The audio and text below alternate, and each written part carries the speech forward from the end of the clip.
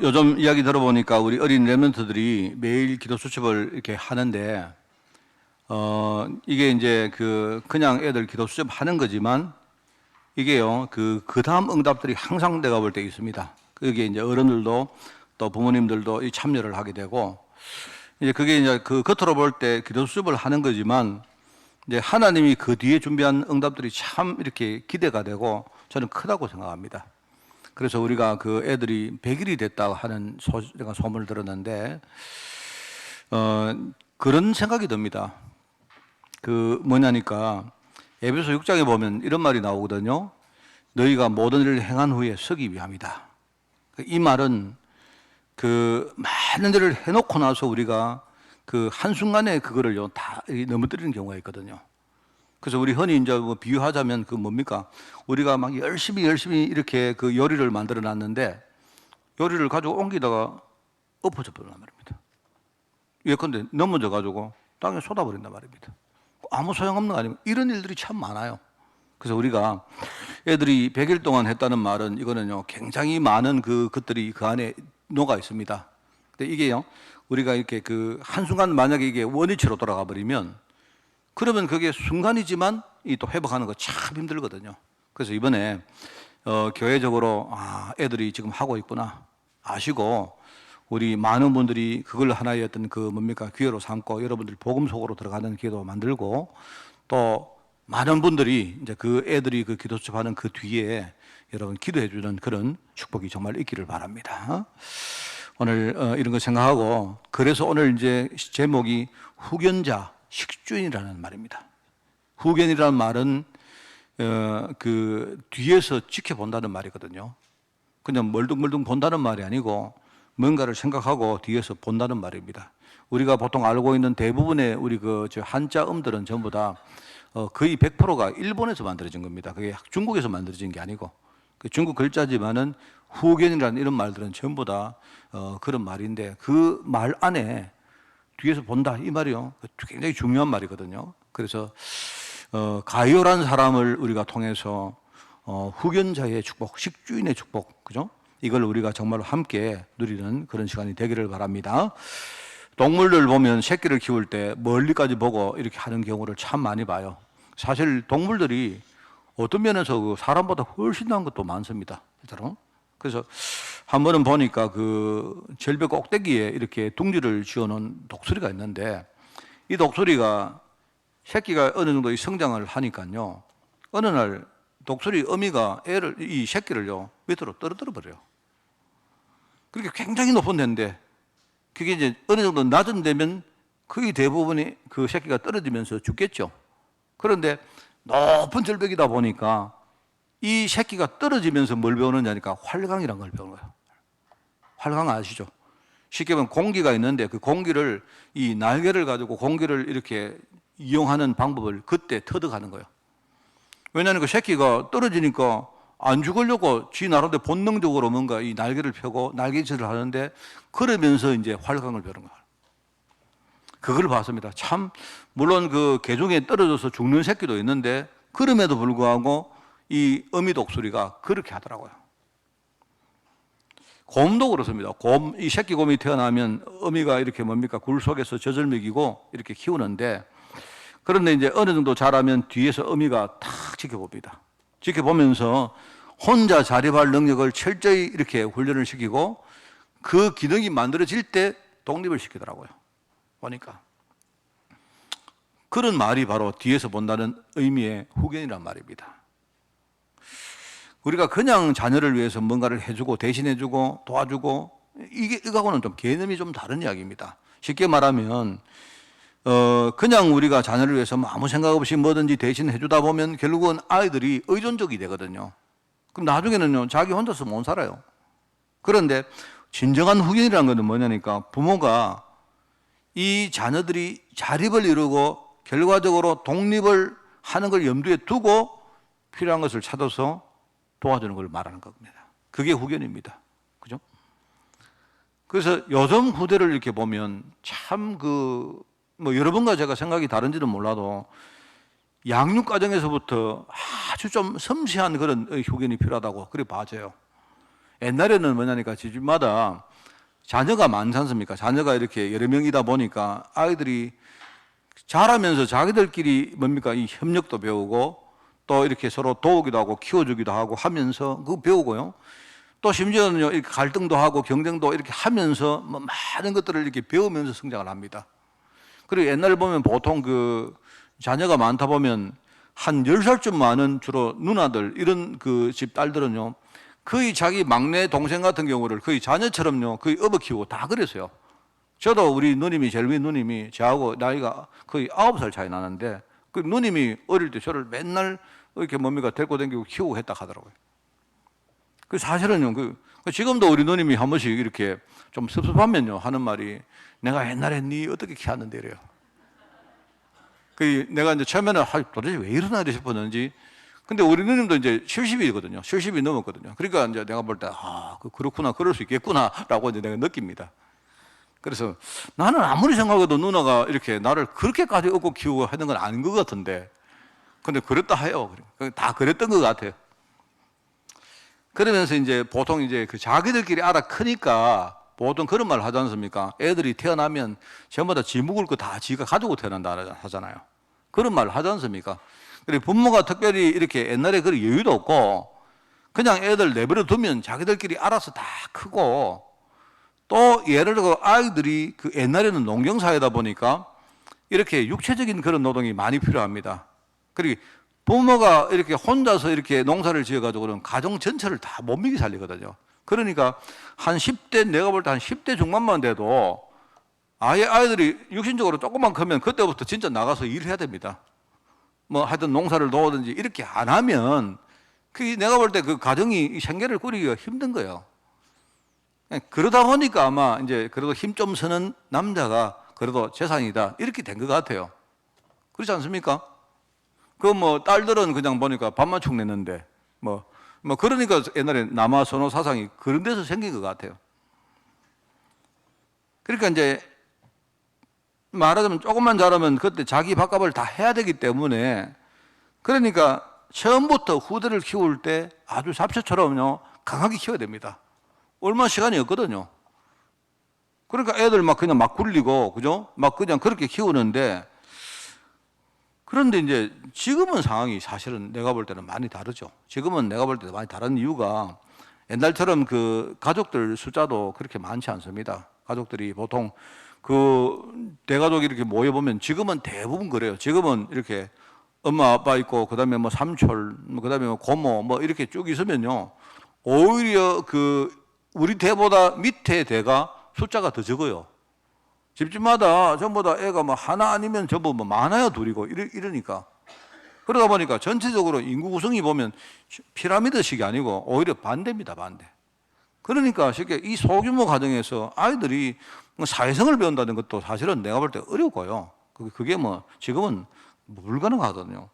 그럴 수도 없고, 그리고 옛날에는 그 아이들이 어릴 때부터 막 일을 하고 이렇게 해야 됐지만 지금은 그렇지 않습니다. 지금은 옛날에는 그냥 몸에 힘만 있으면 그냥 뭐 농사 도우고 하지만 지금은 우리가 가정을 도운다는 것이 이게요 교육도 많이 필요하고 시간도 많이 소요됩니다. 뭘 배워야 될 것도 많고 그렇거든요. 그러니까 아이들이 지금은 뭡니까 바로 뭐 나가서 이렇게 뭐 일을 한다 이거보다는 오히려 그때에 공부를 하고 미래를 위해서 뭔가를 더 준비해야 될 때입니다.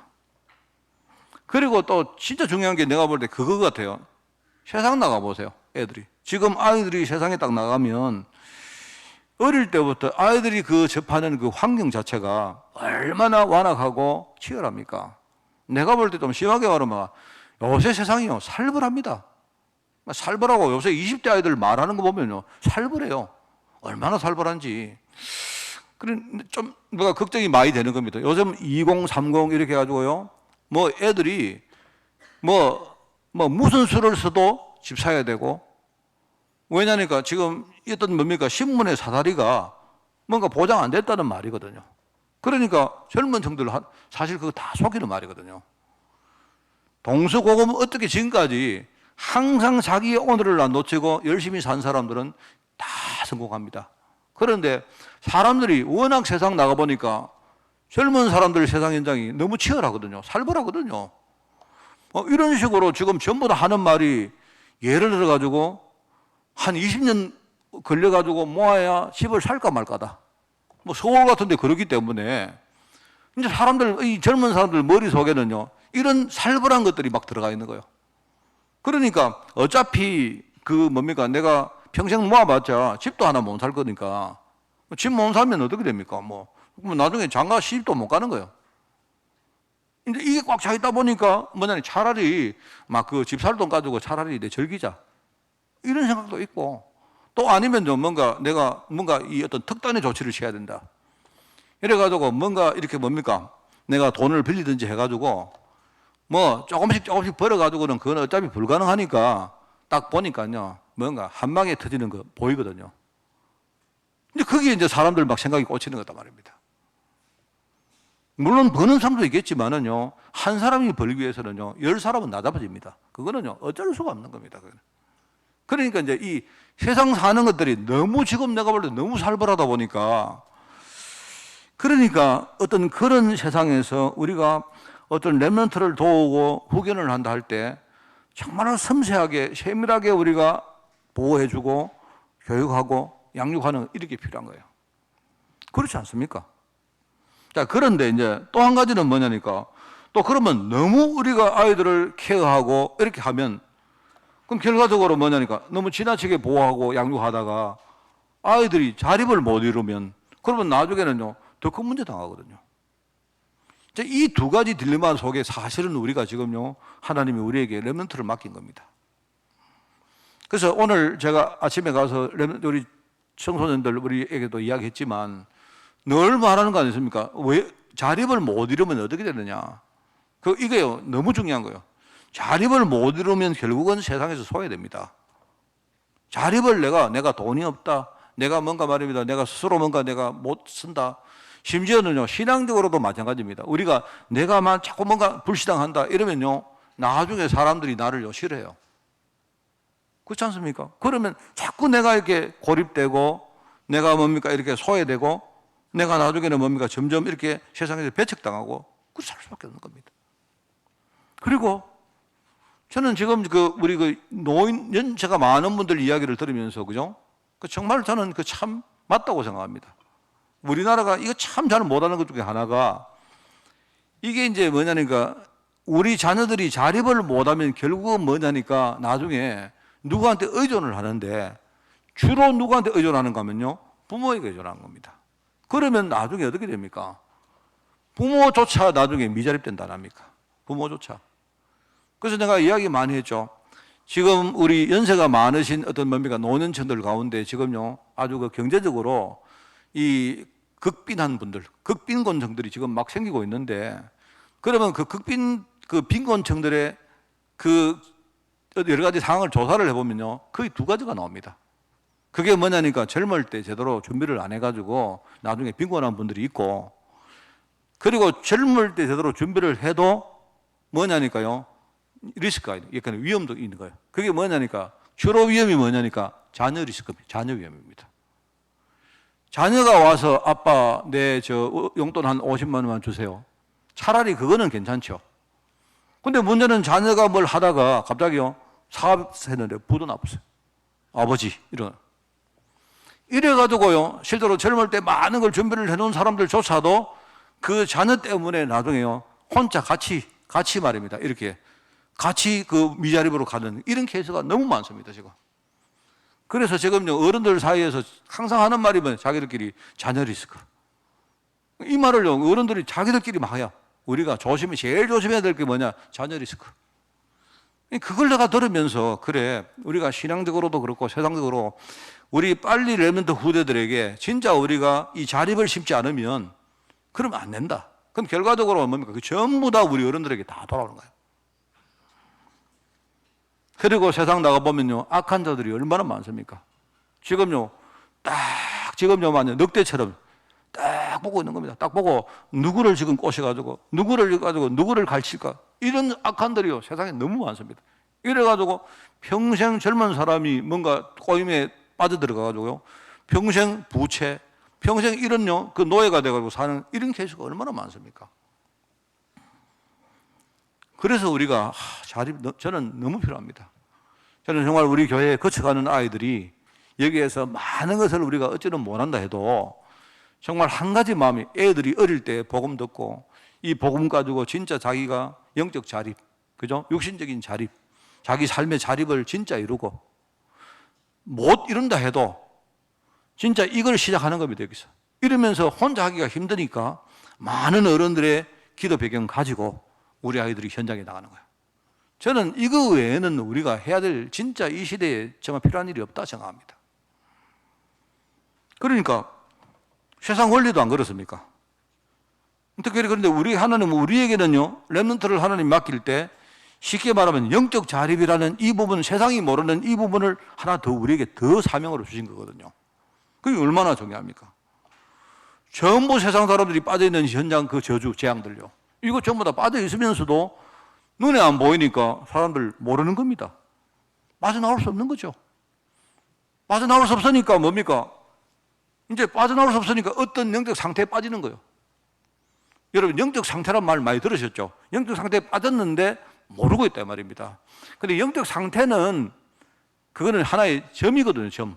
내가 이 상태, 내일 상태, 모레 상태, 점인데 이게요, 세상에 나와보면 이게 하는 말이 우리 호사다마다 이런 말을 하기도 하고, 네 일이 안 풀리지만 하다 보면 또 좋은 날 온다. 그리고 네 혹시 지금 잘 나가지만 어느 날 갑자기 문제 온다.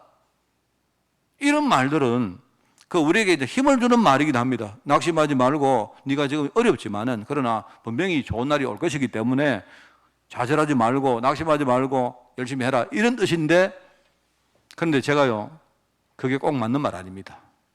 제가 실제로 봤는 게요, 영적 상태가 그런데 흐름이 있어요. 흐름. 상태는 점이면 흐름은 선이거든요. 한 번 망하는 사람은요 계속 망해요. 난 그걸 보면서 내가 참 놀랐어요. 망하는데 계속 망해요. 문제가 왔는데 이 문제가, 저도 그런 걸 느꼈고요, 경제 문제가 왔는데 이 경제 문제로 안 끝나요. 이 경제 문제가 왔는데 경제 문제가 나중에 내 건강 문제로 오고, 이게요 나중에 우리 가정 문제가 되고, 이게 나중에 인생 전체 문제가 되고, 나중에 우리 미래 문제, 우리 후대 문제까지 가는 거예요. 우리 지금 말하는 그 부의 대물림, 빈곤의 대물림, 이런 것도 그게 이제 현상을 보고 하는 말이지만 여러분이 생각을 해보면, 이게 뭐냐니까, 이게 바로 영적 흐름을 말하는 겁니다. 한 번 뭔가 흐름이 삐끗한 사람은, 그죠? 그냥 우리 흔히 말하는, 지금은 안 되지만 하다 보면 좋은 날 온다. 그거는 우리가 희망을 가지는 의미는 좋은 말이지만 실제 안 그래요.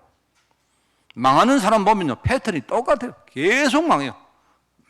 계속 망해요. 왜 그럴까요? 왜? 저는 그거 보면서 진짜 이 성경 말씀이 나오는 이게요, 느껴지는 거 있죠. 영적 흐름이구나. 흐름이 한번 이렇게 딱 되어지면 그 흐름을 바꾸는 거는 진짜 힘든 겁니다. 내가 망하는 흐름 속에 들어갔기 때문에 계속 망하는 거예요. 내가 열심히 하는데도 망해요, 계속. 그래서 우리가 영적 상태는 하나의 어떤 순간적인 점을 말한다면 흐름인데, 이 흐름을 바꾼다는 게 이게 참 쉽지 않습니다. 이 흐름을 그래서 성경은 우리에게 오직이란 말을 쓰는구나. 진짜 이 성경은 우리가 복음 안에 완전히 집중해야 되고, 우리가 용어를 쓰잖아요. 일심, 전심, 지속, 이런 말을 쓰는 이유가 영적 흐름을 깨닫는 사람은 그게 무슨 말인가가 여러분 아는 거예요. 저도 인생의 흐름을 바꾸려고 엄청 애를 썼습니다. 흐름이 잘 안 바뀌더라고요.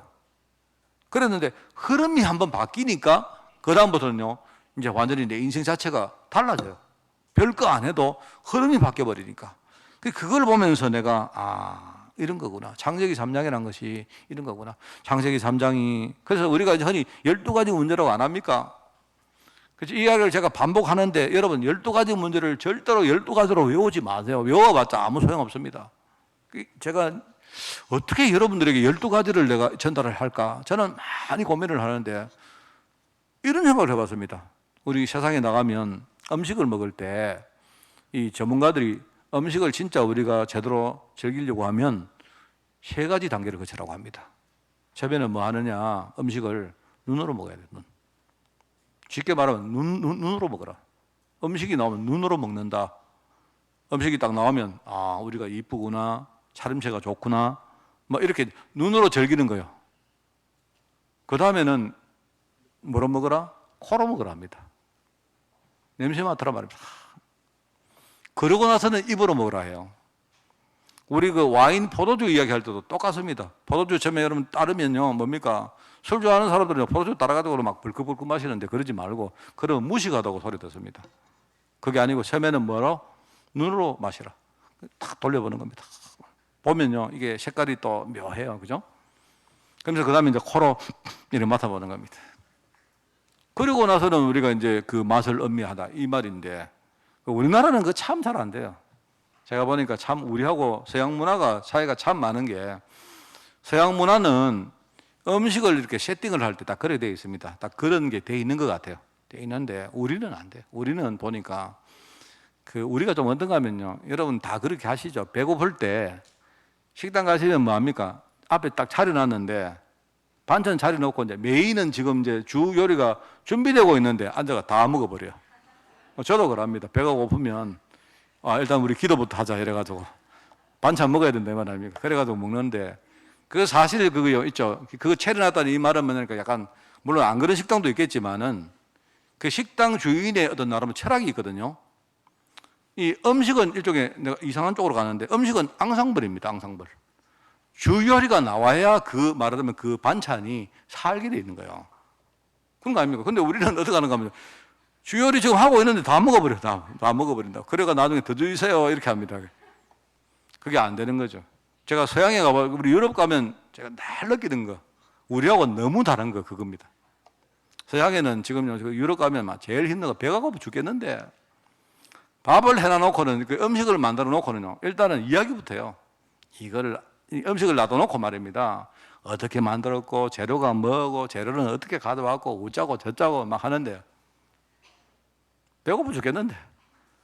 그 다음에 우리 주인이 와가 실제로요, 이거 굉장히 냄새가 좋다. 내보고. 우리는 뭡니까? 그 음식 가지고 이렇게 코로 이렇게 맡으면 재수 없다고 막 우중하잖아요. 근데 안 그렇습니다. 그럴 때는 여러분이 코로 맡아, 이렇게 말해야 됩니다. 이렇게 하고는 먹어요. 그래, 먹으면서도 계속 이야기합니다. 이게 뭐 재료가 뭐고. 옛날에 제가 이야기하는 건 뭡니까? 라면을 제가 온다고 라면을 끓여가지고 서프 대신에 가져온 거예요. 그 라면을 진짜 서프로 진짜 다 이렇게 잘라가지고 서프로 가져왔는데, 불어 터져가지고 말입니다. 이러는데 앉아가지고 이게 뭐고 어쩌고 저쩌고 하는데, 내가 볼 때 한 10분 이상 이야기를 하는 거 있죠. 그게 우리하고, 이 사람들은 보니까 뭔가 이렇게 뭐 밥을 먹을 때, 제가 아까 앙상블이라 했죠. 뭔가 이렇게 전체가 균형을 맞추면. 그 말을 제가 한 이유는 그게 아니고, 12가지 문제를 어떻게 우리가 생각할까? 저는 그런 생각을 합니다. 우리가 사람들이 반대로 하는데, 저는요, 여러분이 12가지 문제를 생각할 때 눈으로 먼저 한번 깨닫기 바랍니다. 여러분이 자꾸 머리로 먼저 깨달으니까 하니까 감이 안 오죠. 와닿는 게 없죠. 세상 현장에 지금 뭐냐니까, 지금요, 하나님을 떠난 백성들이 지금요, 하나님을 떠나다 보니까 자동적으로 영적 문제 속에 빠져버렸어요. 결과가 뭡니까? 완전 지금 저주재앙이 일어났는데, 그게요, 실제로 사람들은 전부 다 내가 어떻게 하다가 내가 운이 없어가지고 그렇다 생각한 거예요. 아닌데요. 성경이 분명히 이야기해요. 창세기 3장이 분명히 말하고 있습니다. 왜 내가 실패를 겪었느냐? 물론 그게 내 실수도 있고, 내가 나쁜 사람을 만나기도 했고, 많은 일이 있지만 뭡니까? 근본적으로 내 인생이라는 이 상태가, 영적 상태가요, 지금 하나님 떠난 상태이기 때문에 그래요. 이게를 우리가 아무리 설명을 들어도 왜 가슴에 안 와닿느냐? 내가요, 머리부터 먼저 생각하니까 그래요. 눈을 가지고 여러분이 보면서, 제대로 보면서 여러분이 깨달기 바랍니다. 이거 꼭 처음에 그래야 돼요. 그리고는 어느 날, 그 다음에는 뭘로 해야 되냐? 여러분이 가슴으로 그걸 깨달아야 됩니다. 왜냐니까, 여러분, 내가 빠진 이 창세기 3장 문제가 실제로 보이면요, 저는 그렇더라고요. 내가 모르고 내가 살다가 내가 완전히 실패를 겪었는데, 나는 처음에 이해가 안 됐다니까요. 교회를 내가 열심히 다니고 내 나름대로 신앙생활을 열심히 했는데 왜 내 인생에 이런 일이 벌어집니까? 나는 하나님 없을 거라고 생각했다 아닙니까? 그랬는데 이게 내 눈으로 보여지니까 그 다음에 내 가슴에, 내 심령에 얼마나 거기에 내가 한이 생기는지 저는 그렇게 깨달았습니다. 그러고 나서 보니까 그 다음에 내가 머리로 생각했어요. 창세기 3장부터 시작해가지고요, 메시지가 딱 정리되면서 그 메시지가 내 머릿속에 딱 정리가 되면서, 그죠? 그게 내 눈으로부터 가슴으로 결국 내 머리로 이렇게 딱 되니까 어느 날 그 12가지가요, 딱 보이는 거죠. 12가지일 필요도 없습니다. 그게 꼭 12가지를 우리가 다 외우고 해야 돼. 그럴 필요 없습니다. 여러분이 뭔가 딱 느끼는 게 그게 바로 12가지입니다. 보니까 창세기 3장으로 시작된 이 저주가 이게요, 퍼져나가는데 나중에 우리가 믿음으로 살려고 아무리 애를 써도 내 주위에는요, 믿음을 줄 수 있는 그런 환경이 전혀 없습니다. 그렇지 않습니까? 내가 학교를 가고 내가 사람을 만나고 심지어 내가 교회 가서 설교도 듣고 이렇게 하는데 진짜 이걸 깨닫게 하는 게 아니고 내 주위가 전부 다 뭡니까? 인본주의. 그거밖에 없잖아요. 이렇게 됐는데 나중에요, 하나님을 안 믿는 정도가 아니고 나중에 우리 인생 자체가 아예 하나님 떠나서 아예 하나님을 우리가 대적하는 일들을 합니다.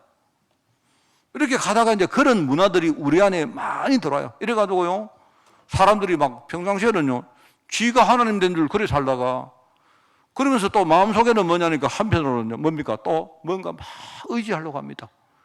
이러다 보니까 어느 날 평상시에는요, 지가 하나님으로 막 지 마음대로 자기를 믿고 살던 사람들이 또 한편으로 뭐합니까? 막 점술, 그죠? 귀신 들린 거, 우상, 무속, 그거 막 따라갑니다.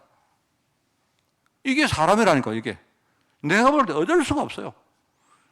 그렇게 살면 어떻게 되느냐? 나와 있잖아요. 우리 우상 섬기면 인생이 다 망한다고, 심지어 우리 조상들이부터 시작해가지고 후대까지 3, 4대가 망한다고 이야기 안 합니까? 이 영적 흐름을 말하거든요, 흐름.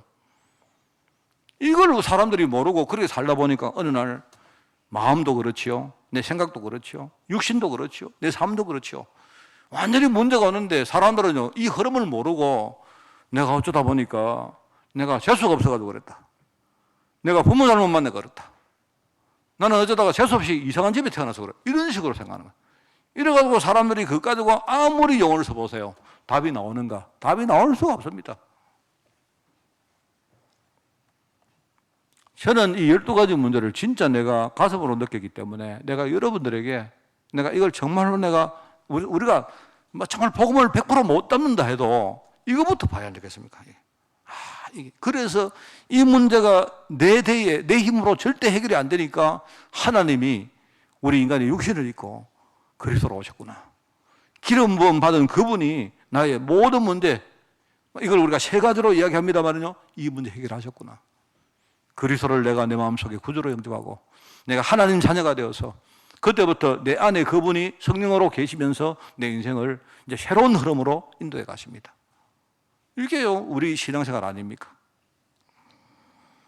그러니까 우리 아이들 딱 생각해 보면 이 아이들이 나갈 현장, 미래 현장 생각해 보면 그건 뻔한 거 아닙니까? 우리가 이 아이들 만났는데 사실요, 어떻게 보면 이 애들이 우리를 만난 것은 내가 부모기도 하고 내가 목사기도 하고 내가 장로기도 하고 이렇지만 이 애들은요, 자기 인생의 한 순간이거든요.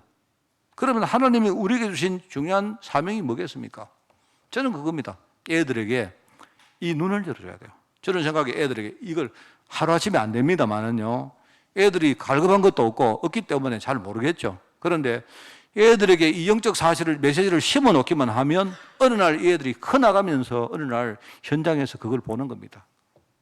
그걸 보도록 우리가 애들 눈 열어줘야 됩니다.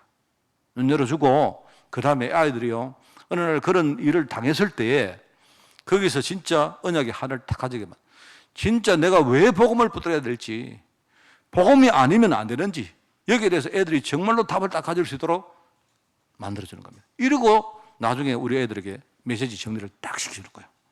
이러면 아이들이 자기도 살리고 나중에 어떤 사람 만나면 진짜 살릴 수 있고 살릴 수 있는 거예요. 그걸 하는 것이 우리 교회입니다. 그걸 못하면 어떻게 보면 우리가 전도자다, 전도하는 교회다 이렇게 해도 진짜 내용상으로 이걸 못하면 사실 그거 우리 전도하자 이렇게 말만 하는 거지.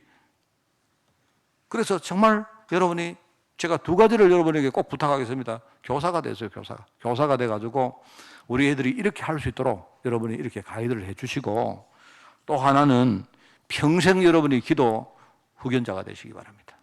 우리 애들이 어떤 상황이 처해질지 모르니까, 미래를 모르잖아요.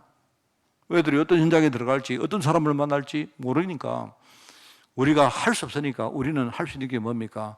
애들 뒤에 기도 배경 만들어주는 겁니다. 그 외에는 할 게 없습니다.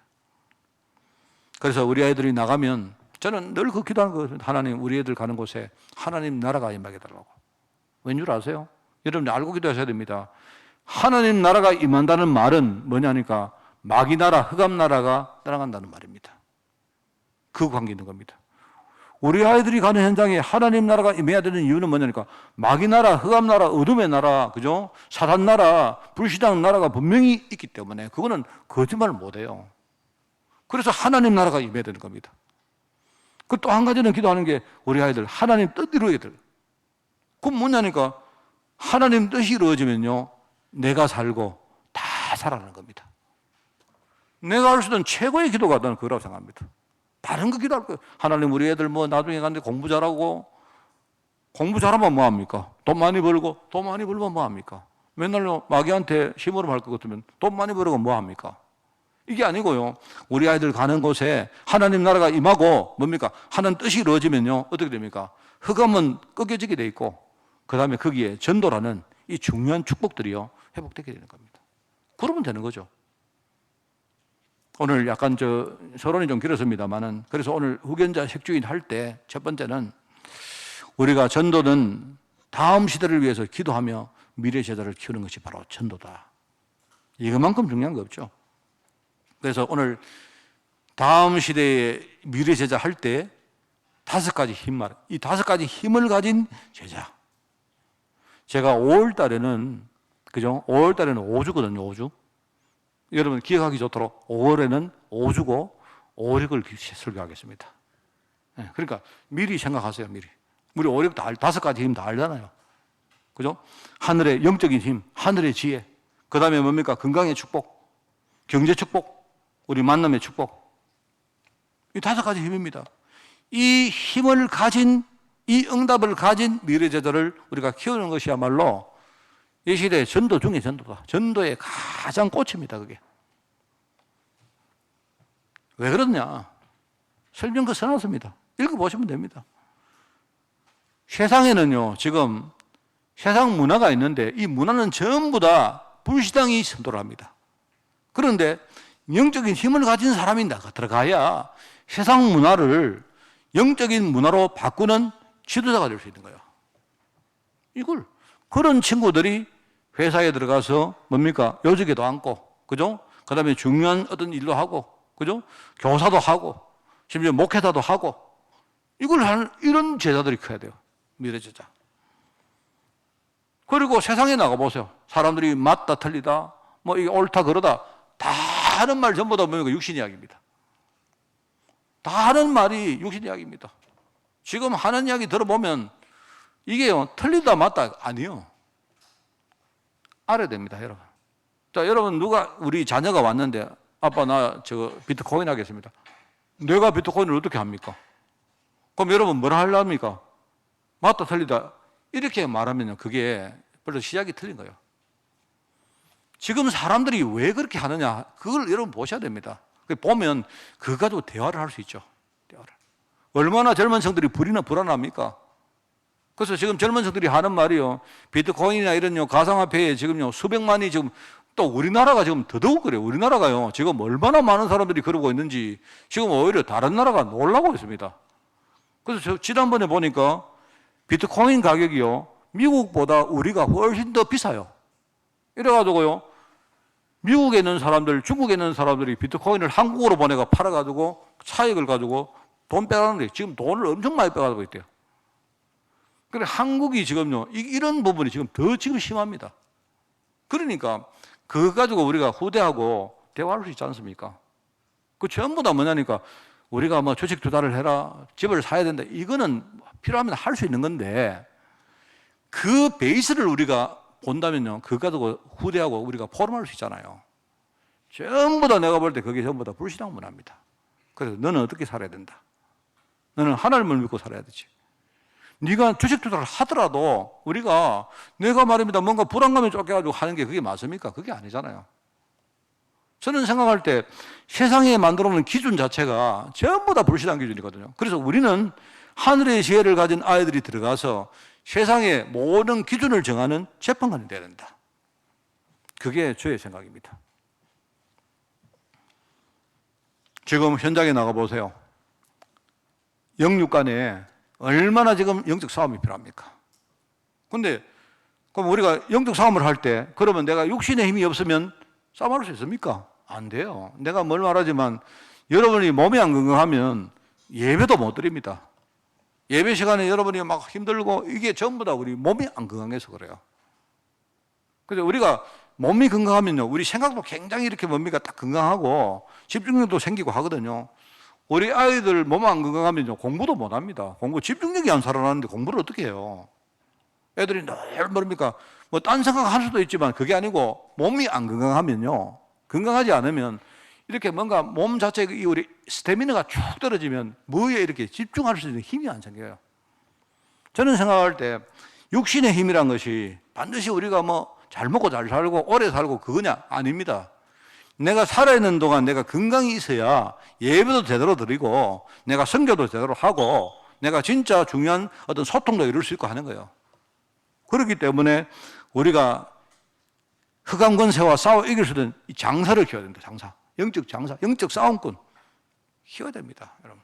그래서 우리 아이들 보고 운동시키고 호흡시키고 호흡하면서 항상 좋은 생각하되 그 좋은 생각이 세상 생각이 아니고 하나님 계획의 생각을 쫙 하면서 거기서 미래를 우리가 꿈꾸고 거기서 중요한 거 우리가 생각하면 애들이 그거 실천 시작하고 그걸 지금 시작해야 돼요.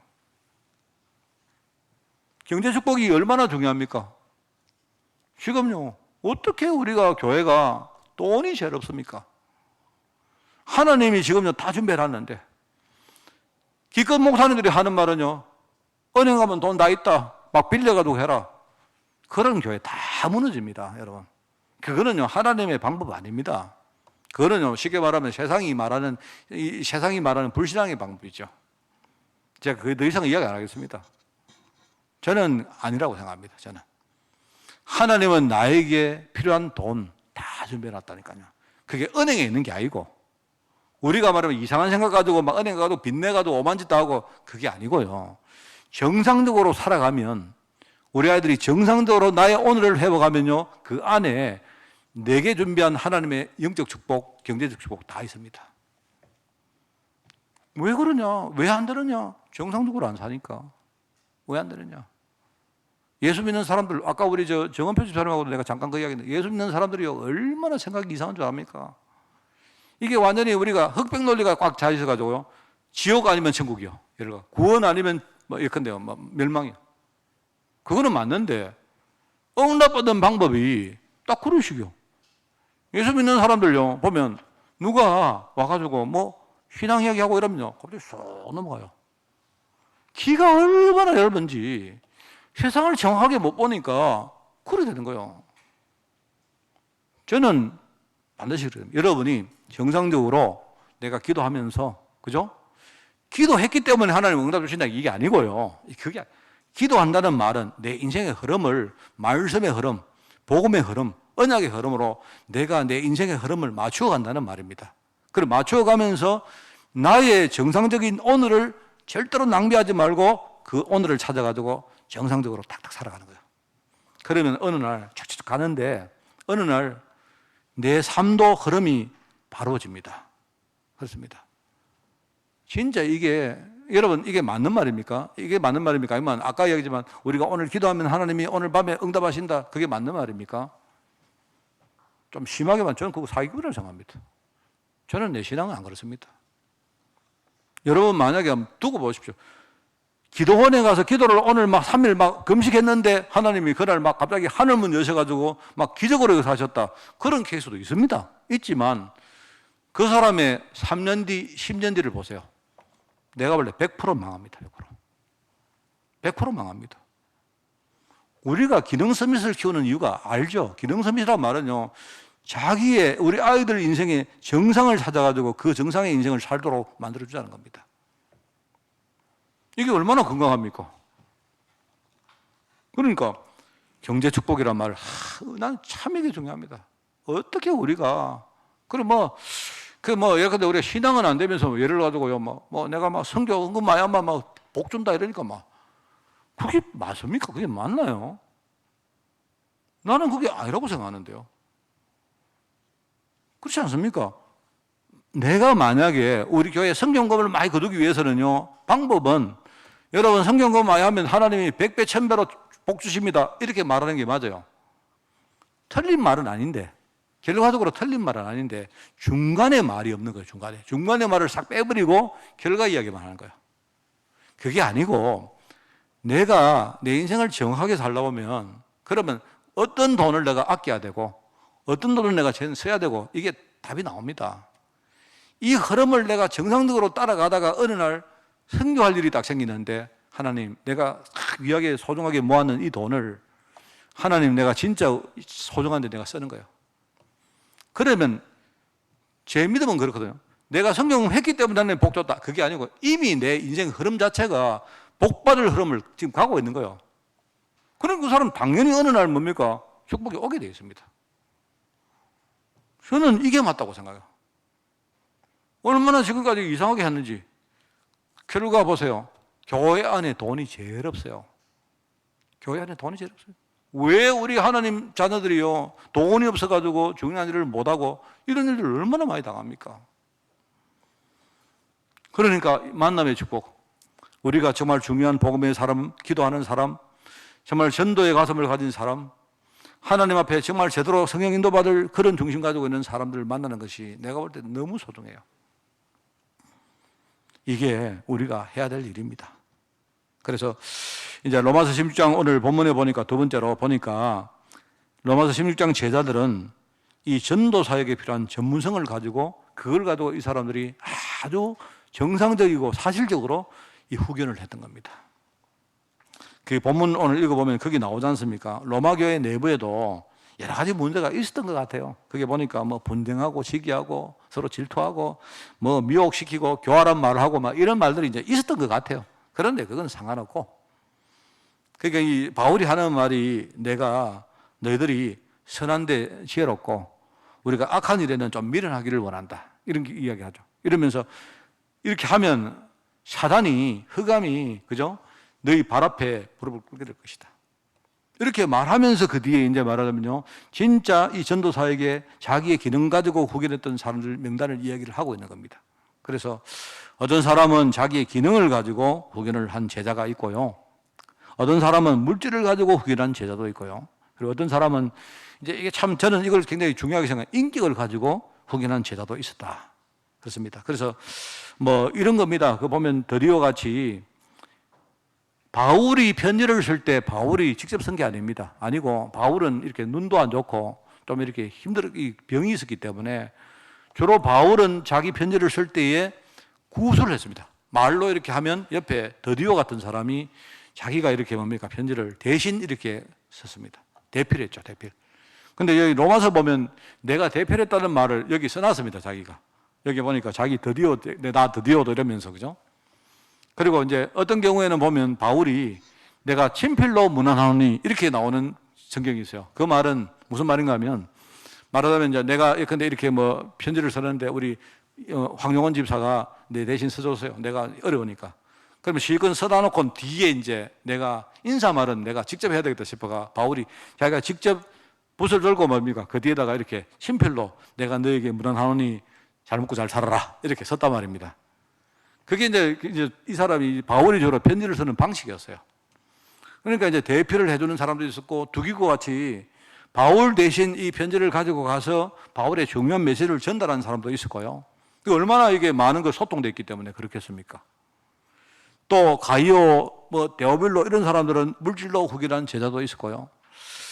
그리고 여러분 성경을 쭉 읽어보시면 참 재밌는 게 많이 나오는데 바울이 때때금요, 이제 나중에 좀 연세가 든 다음에 했는 말이겠지만 나 외롭다, 나 요새 외롭다 이러면서 빨리 온나? 우리 경상도 말로. 그죠? 디모데에게 그런 이야기 많이 해요. 디모데야, 네 가급적 좀 빨리 올 수 없나? 나 요새 굉장히 일이 좀 외롭고 힘들다. 이런 식으로 그리고 어떤 제자는, 안드로니고 같은 제자들은 어떻게, 바울이 감옥에 들어갈 때 같이 들어가서, 감옥에 같이 들어가가지고, 감옥 안에서 뭡니까? 그 안에 바울의 눈, 바울의 손, 바울의 발 역할을 다 해준 사람이 있습니다. 그 안드로니고는요, 아예 바울이 이 죄수로 처음에 뭡니까? 이 가이사라 떠날 때부터 아예 뭡니까? 바울이 그 항해할 때 따라가서요. 아예 처음부터 동행을 했습니다. 그런 제자도 있어요. 그래서 특히 이제 오늘 나오는 그 가이오는 틀림없이 이 사람이 산업인, 전문인, 기능인, 중직자이고요. 그리고 요한 3서에 나오는 그 가이오가 과연 이 사람이 맞을까라는 그런 여러 가지 추측들이 있습니다. 같은 사람일지 아닐지 모르는데 사실은 가이오라는 말이 너무 흔한 이름이거든요. 우리 한국말로 하면 그냥 철수면 철수. 안철수, 박철수, 김철수 막. 너무 가이오가 많다 보니까 같은 사람인지도 모르는데 만약에 이 사람이 같은 사람이 맞다면 그 요한 3서에 보면요. 그 나오지 않습니까? 사랑하는 자여, 내가 참으로 사랑하는 자여.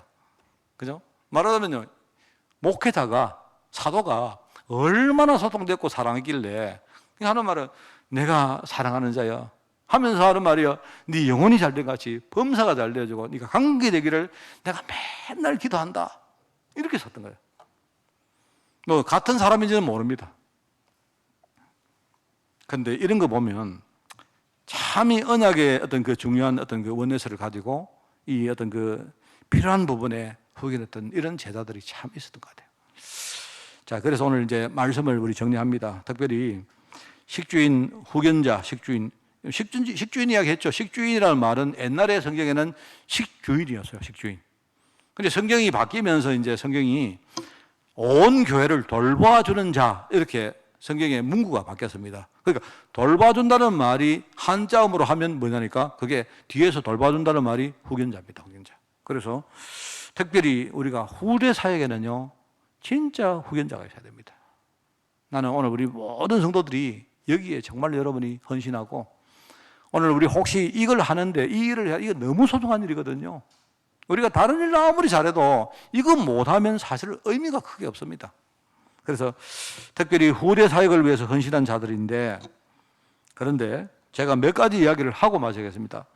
후견자는요, 내가 볼 때 정말 중요한 것이 몇 가지가 있는데 그 첫째가 인간관계입니다. 인간관계. 왜냐하니까 후견자는 주로 상대방이 있으죠. 근데 그 상대방이 지금 연약하고 어리고 많은 것을 도와줘야 될 이럴 대상일 경우가 많죠. 그렇기 때문에 후견자는 일단은 인간관계를 잘 유지를 해야 됩니다. 아까도 내가 말했지만 여러분이 우리 후대 사역 할 때는요, 아주 내가 볼 때 여러분 두렵고 떨리는 마음으로 하는 게 좋아요. 혹시 내가 오늘 막 음식을 엄청나게 잘 만들어 놨는데 식탁으로 옮기다가 발 걸려가지고 엎어져 버리면 아무 소용 없는 겁니다. 한마디 말, 한마디 행동, 한마디 내가 눈빛, 한마디 내 뭡니까? 어떤 무슨 내 뭐 제스처, 뭐 이런 것들이요. 우리 후대들에게 지금까지 해놓은 많은 것들을 한 방에 우리가 이렇게 뭡니까? 할 수가 있습니다.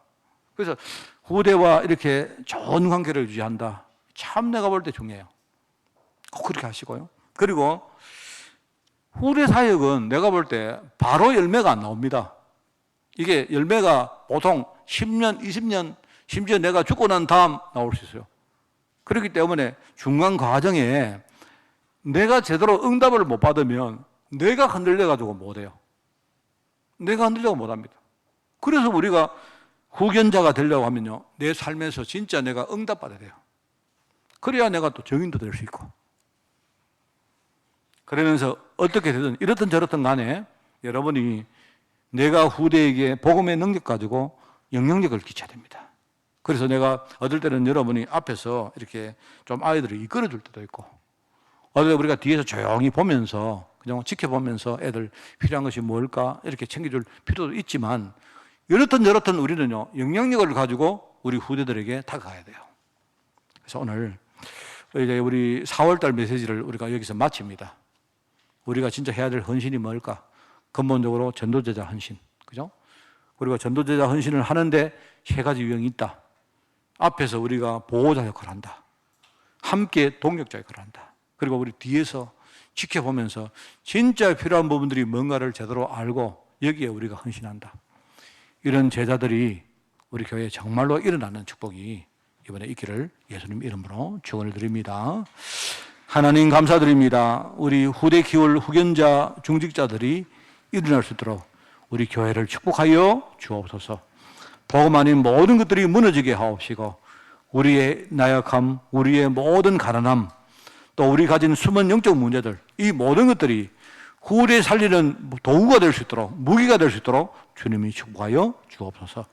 하나님, 그래서 우리 아이들, 우리 교회 안에 자라날 때에 이 아이들이 정말 영적인 눈이 열리게 하옵시고 우리의 심령 가지고 복음의 소중함을 우리가 정말 깨닫게 하옵시며 우리 아이들 영적 메시지 잘 준비해서 앞으로 가서 어떤 현장에서 어떤 사람을 만나도 그 사람들에게 메시지 전가하고 살리고 현장의 문화를 바꾸는 데 쓰임받는 우리 아이들 될 수 있도록 주님이 축복하여 주옵소서. 이를 감당하는 모든 공동체를 축복하시되 여기에 함께하는 우리 부모들과 또 나아가 우리 교사들, 사역자들을 주님이 축복하여 주옵소서. 감사를 드리옵고 예수님의 이름으로 기도드리옵나이다. 아멘.